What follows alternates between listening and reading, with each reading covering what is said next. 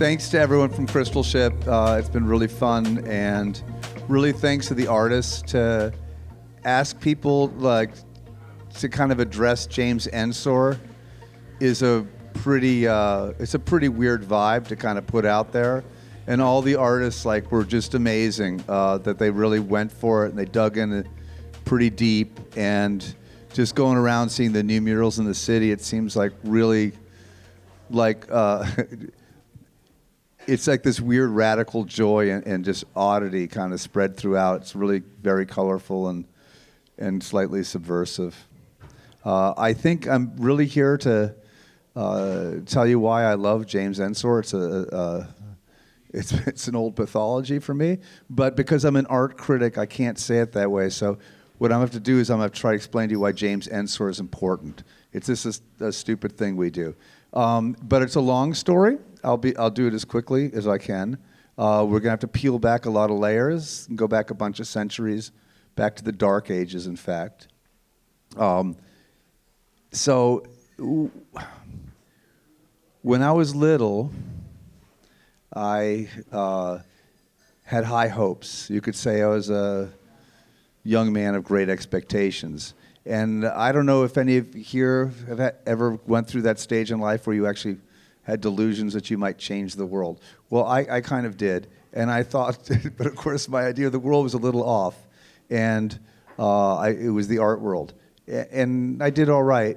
I don't know if I changed anything, but I was... at a certain point, I was given this authority I really was not equipped for, and this magazine asked me if I would, what next? You predictor of what's next, and I said I wanted to do a story on clowns, and clown painting is like about as bad a joke as you can make in the art world.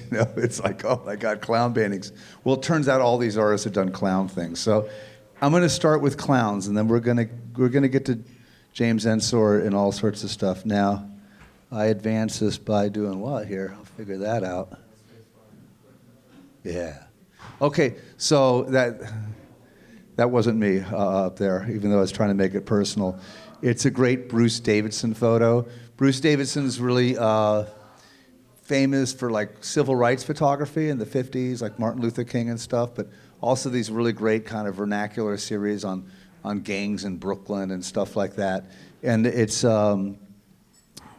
this is Jimmy Armstrong in the Palisades, New Jersey, 1958. And to the right is George Condo, who's done many, many, many clown paintings.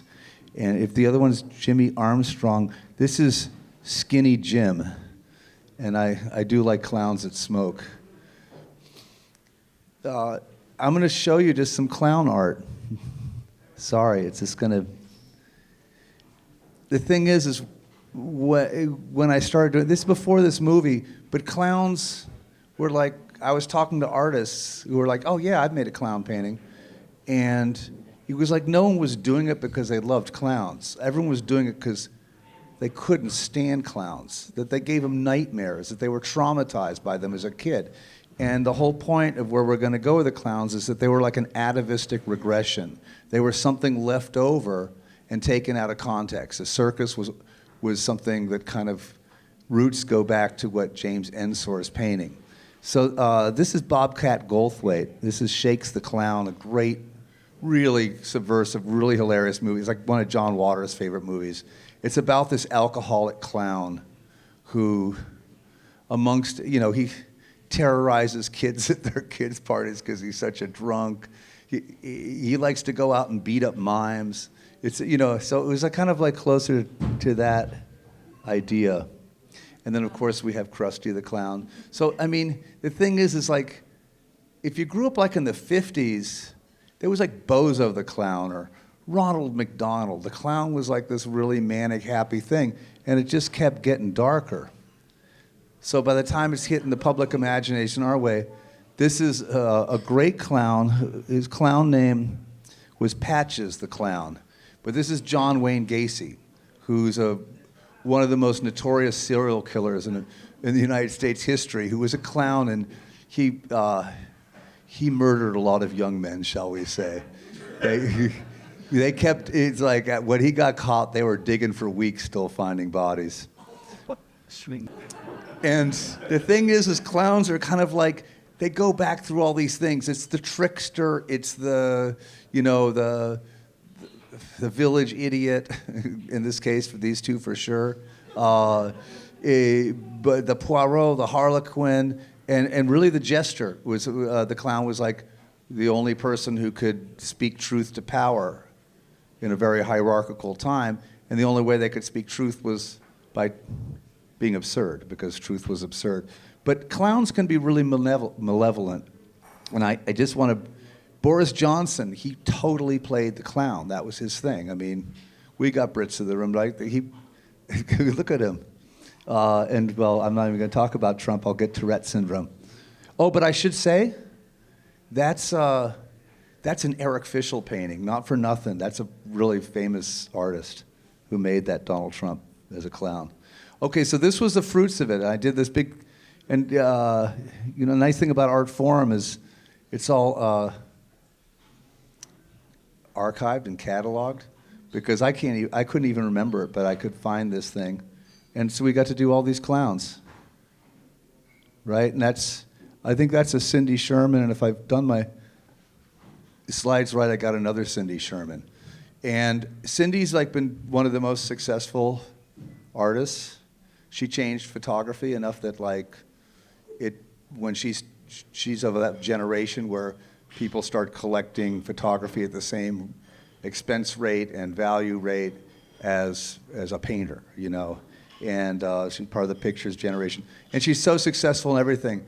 But the nice thing is her clown photos, they're pretty weak on the market. Everybody's good. Fellini, I don't know if anyone saw 8.5. So the whole point of that is that, and he actually made a movie in 1970 called The Clowns. But Federico Fellini is, it's kind of an orgy, a celebration. All these movies are like La Dolce Vita and stuff like that. And it's like, so clowns kind of fit into it. We're kind of getting back to where clowns are coming from. They're not these like sterile, weird things at a circus that just bend balloons and get in cars and have nothing to say. Oh, this is a Clown Army. This is this kid in New York. At least some street art there. That's a bus stop takeover, and that's kind of and the kid's such a nerd. I love it. It's like he's great Clown Army. He's perfect. Ouija, great Naked City, famous early photographer, one of the first photographers who got really famous. He had a radio in the back of his car, which is a police radio, but his car was actually an ambulance. And he was like listening in, and he was arriving at every murder scene before anyone else did, taking great photos and going to the back of the ambulance and developing the photos and having them ready for the next day. But this is just one he did of, oh God, man, what sort of circus balloon is that? That's so scary. But it's being inflated right before the Macy's Thanksgiving Day Parade in 1942. So kind of Robert Williams, a very subversive artist. He probably most famous because he did the artwork for Appetite for Destruction, the Guns N' Roses record, which became one of the biggest selling record covers of all time, and early car customizer, really lowbrow kind of artists. And so we're trying to get in the lowbrow. I think I missed something there. Maybe yeah. Carl Appel is artist kind of, he's from Amsterdam. He was the A. Cobra stood for Copenhagen, Brussels, Amsterdam. It was a really radical post-war movement. And he was a friend of mine. I got to know him late in his life. And it was funny, one time he asked me to say some words before he was getting an award, and I was just a stupid kid. I didn't know what to say. And I said, Carl Appel's a clown, and he loved it. And I didn't even know how many clowns he'd painted in his life. Okay, so just to bring it back a little bit further into time, this is Tiepolo, the famous, kind of Baroque, late Renaissance painter, people in clouds and stuff. You see them all through Italian churches and stuff. But this is a painting he did 1730, a group of Punchinellos. And Punchinellos became it's just another, it's a long lineage of this particular archetype that's always the fool within the thing. And the kind of the carnivalesque starting here. What I was able to do to not just make it something stupid about clown paintings is, there's this guy Bakhtin, this great Russian thinker. He was really a literary critic. And he'd done this book on Rabelais and the grotesque and all this stuff. And he brought it all back to the Middle Ages with the carnivals all through Europe. And that this is, we're barely clinging to literacy. It's like, there's a reason why they call it the Dark Ages. Like, society's definitely fallen apart. The plague kind of took us, you think COVID was bad, they got it worse. They lost, more than half their population. And they lost so much culture and stuff. And so the people had really, especially rurally, we're still coming out of serfdom and stuff. So poor people had it really bad. And carnivals existed all through Europe. And it was a time when everything just went totally inverse. Everything upside down. Basically, the people took over. In a time where the people had no power and no voice, there would be this week. And in every city, people just went crazy. There was public fornication and public defecation. The rituals would involve dressing up the town prostitute as the Virgin Mary and this old biblical parable about the virgin and the ass. Or you'd get like the village idiot and you dress him up like the king or the pope or something like that. It was a totally conversion. And that's what and Belgium's kept it more than most cultures, this kind of carnivalesque. It's a little cleaner family fun now than it used to be. But it's always existed. And I do love this quote from Juvenal. So this would be like end of the 1st century, beginning of the 2nd century, and he's talking about the Romans. And it's like, give them bread and circuses and they will never revolt. So the whole idea of the bread and the circus has been fundamental since 1st century way of looking at it. And the circus was just entertainment. It was distraction. And the bread was just like, don't let them go crazy hungry. So that's sort of where we're positioning this. Real quick, we don't need to spend time on this. Just some kind of greatest hits, because modernism loved the circus. The circus was then what was left after things like Enlightenment and stuff like that. It was slowly, all the carnivals were stamped out of Europe, pretty much, because they were part of the hegemony. There was a way for people to blow off steam without creating a revolution, but they became more and more erratic and vitriolic. So anyway, this is a circus, so let me go through this. This is Toulouse-Lautrec, equestrian at the Cirque Fernando, 1887. Oops, am I going really fast? Something's going on. Okay, yeah. Léger, everyone knows Léger. This is a circus painting from 1918. Calder's Circus, which I used to kind of really like. It was permanently in the ground floor of the Whitney when I was growing up, but Alexander Calder made this incredible huge circus, which was like a crowd favorite. We love Reginald Marsh. Ashcan School kind of like looked at the vulgarity and stuff. So this is you see the circus banners, which is a great genre. This is called Pip and Flip. This is from 1932. Florine Stettheimer, friends with Duchamp, crazy rich lady, just made, kind of a hobbyistic painter, and now everyone's like looking at him going like, oh, she was the best of the lot. Tom of Finland, because it's really great that Tom of Finland did that stuff, and Alexander Calder. Okay, so we got to go back another century and get into some genre stuff here. Sorry, this is painful going through time this way. But this is Isaac van Ostad, and it's called a village fair with a church behind. But keep that in mind, and then think about what's going on in there. It's a guy curled up taking a poo in the shadow of the church. So this is some of the kind of social transgression that's going on in the fairs, in the carnivals. I think it would be considered pretty antisocial behavior these days. I haven't tried pooing in the corner in a long time. Okay, so now we're going to go back really far here. This is the miniature of Chiaravari, 14th century.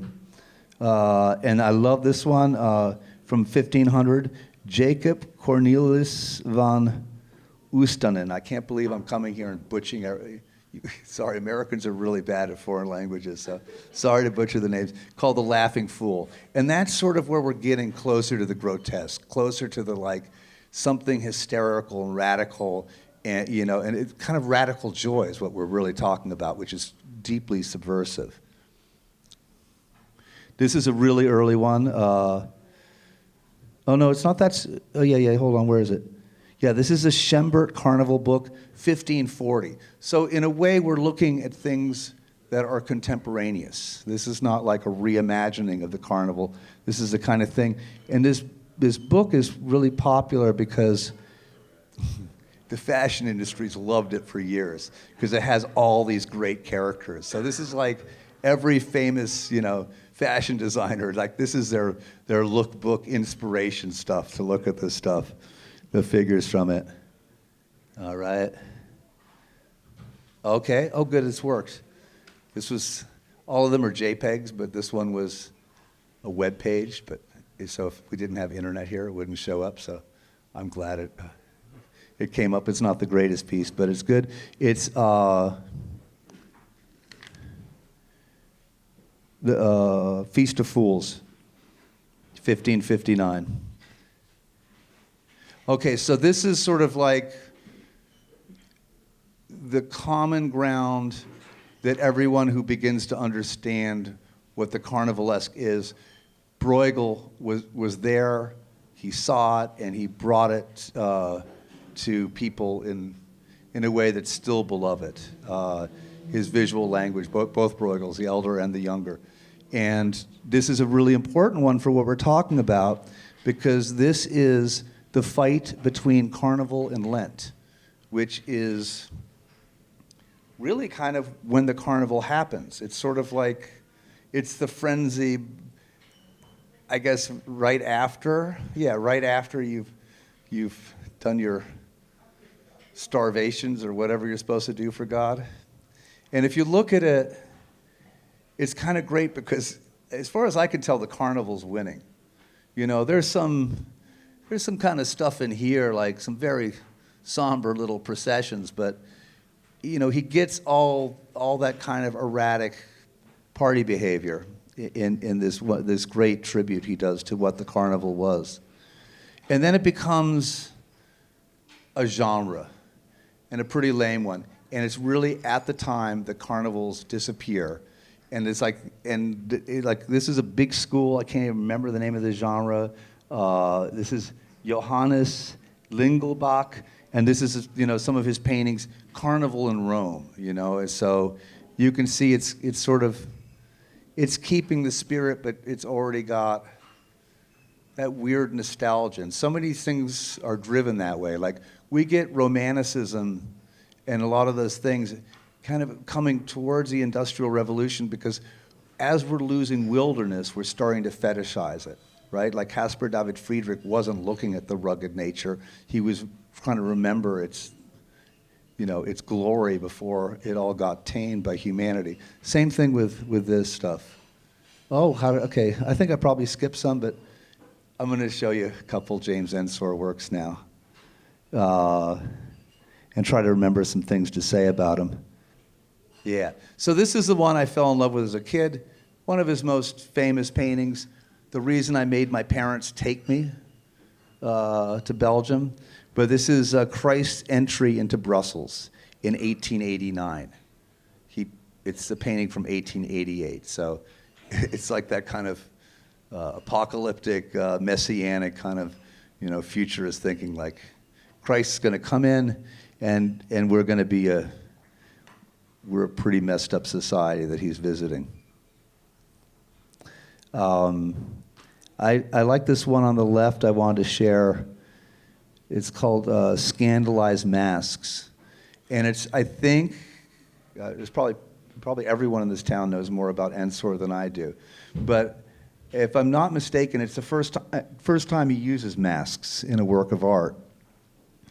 And the scandal here is his mother walking in on his dad drinking, because his dad was an alcoholic, and there's a lot, like many people in that situation, it gets more complicated with time. And then I wanted to show the one on the right. We saw some nice ones in the museum today, kind of similar, these landscapes and stuff, but just to say that this is the expulsion of Adam and Eve, I believe, the one on the right. It's on my right. Is it on your right? Yeah, good. I don't know. I don't have eyes back there. But this is, you can see the incredible influence Joseph Mallard, William Turner had on him, and this kind of like something which is a little larger than humanity itself. It's a bigger form, this kind of notion of the sublime, which wipes out all reason. Okay, where are we at here? This is the H-Frog's Revenge on the left, and I like this one. I was also thinking about like really good one to think about what his influences are, because this is inspired by, named after a short story by Edgar Allan Poe. He's kind of a king of macabre, so he's got that going through him. And this is kind of the end where I think it's kind of like a big lynching. They all get put together and set on fire. And you can see he's painted himself in the foreground. He was just a beautiful hater. It's one of the reasons we love him so much. And the one on the right is a bad doctor. So this is like, we've all had like some issues with our medical care over the years. This is all out, like it's so gory. You've got, of course, death appearing in the left. You've got this kind of like these quack religious doctors in the window, and you've got every single thing. The patient is really being killed by the medical attention. And I do love this on the right, that figure with the guts spilling out from the couch. It's so gorgeous. Yeah, we saw a nice reproduction of this one in the Ensor house today. This is called The Intrigue. So this is kind of his view of marriage. We've got his medical one. We're kind of going through some of the stuff he was parodying and also just like kind of disgusted by. So I guess we don't know a lot about his sexuality, but this is not the most flattering one to women. The kind of that central figure there, he's deliberately turning away from a woman trying to get his attention, and he's looking instead at this grotesque, the baby that's kind of corpse-like. It's not like a really nurturing image. And this, I might have to look up, because there's a pun here. This one is doctrinal nourishment. No, I'm sorry. This one is skeletons fighting over a pickled herring. Can anyone say what pickled herring would sound like? It sounds just like James Ensor. Haring, H-A-R-E-N-G, dash sour, H-A-U-R. The less you butcher it, the closer it sounds to like his last name. So this is really his, his response to all these critics who had savaged him all his life. It's like they're fighting over a pickled herring, which is me, ripping me to shreds. This is a beautiful one when we talk about the scatological and the vulgarity. This is so good. And I mean, can you tell what these figures are? One of them's like a king, one of them's like a pope. I don't know. It's like one of them's like a civil servant. They all got little titles if you got good enough eyes. And so they're feeding the people below with really, all they have to offer. And I might be getting this wrong. I think this is the print, but when he finally started achieving a little bit of success later in life and getting like respect from like government officials and stuff like that. He ran out and tried to buy as many prints of, because this was a print he had done and widely circulated, except he wasn't that popular, but he had to go out and buy them back because he knew that wasn't going to be the best thing for his career. As angry as he was like me, more willing to be a sellout. And that's a beautiful, that's a photo of him, just for whatever reason, and a self-portrait, is obviously. And I wanted to end with, there's this guy, Robert Rosenblum, who's a really great art writer, and he actually kind of migrated over from like advertising, so he had like this great way with words, like better than a lot of other art critics who are just obtuse. And he's a guy who coined the phrase action painting to describe like Jackson Pollock and stuff like that. But he wrote, Ensor opened a new world of urban anxiety that would soon become a central theme of Northern European painting.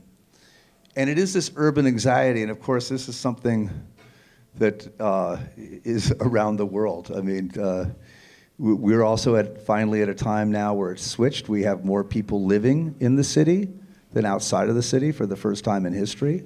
The rural is actually, smaller population than the city. And so I just want to track a little bit of this anxiety. And where the hell would I be going with this? I can't, okay, I know. I'm going to do the most arrogant thing I could do.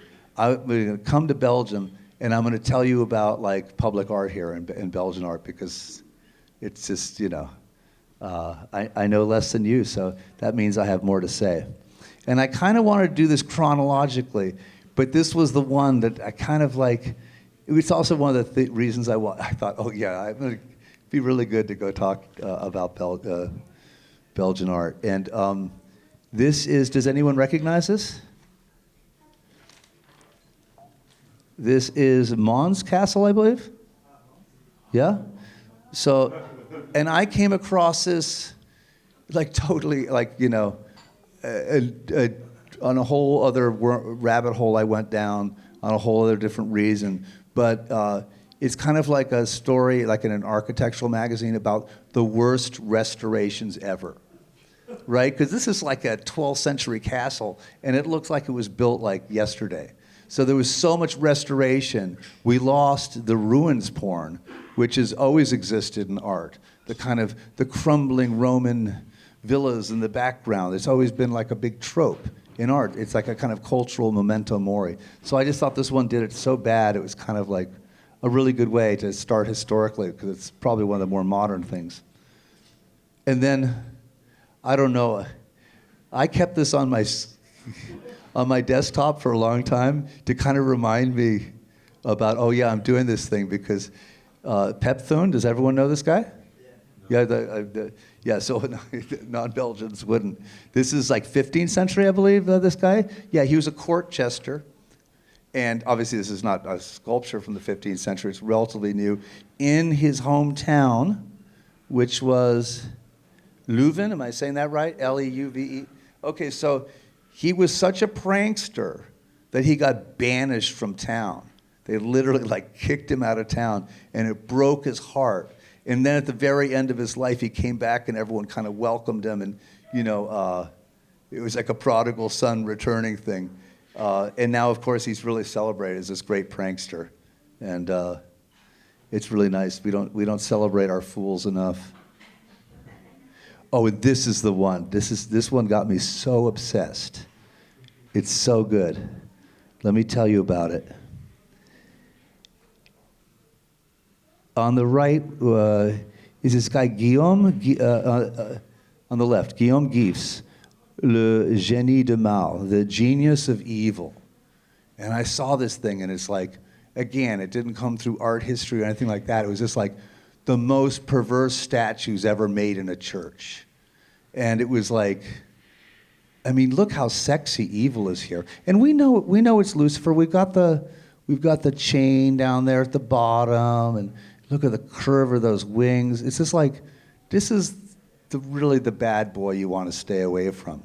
And then I found out, oh my God, it's like, that was done by the original sculptor's son, because the original sculpture was so bad. And that's the other one. It's just it's a little like too erotic as evil, right? You're not supposed to, anyway, I love these. And so they kicked the first one out of church, and it was very hard for me to find an image for it. But the second one still exists in a church in Belgium. Does anyone know this guy? Okay, so he's like a famous sculptor for his ability to like make this really cold flesh like really lifelike. It's like kind of like the way Bruegel is in painting. It's really like a really creepy form of seduction. Smoothest marble carver of his era. This is a really bad work. I was like, oh my God, when I found out about this, the human passion relief, and they built some rich, oops, sorry about that. Some rich guy like commissioned this thing. The artist's name, does anyone know it? There we go. Are you a fan? No. It's horrible, right? Yeah. I didn't want to offend you.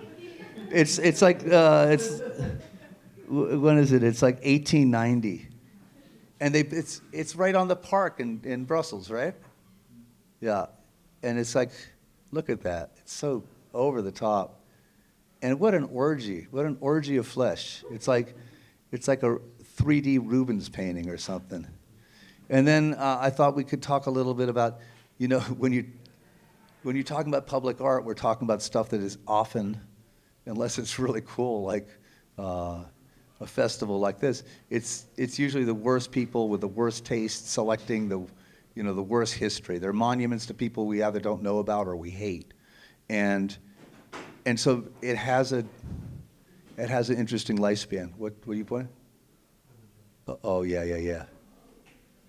So I wanted to do Leopold because there's a lot of countries have had to kind of deal with their colonialism.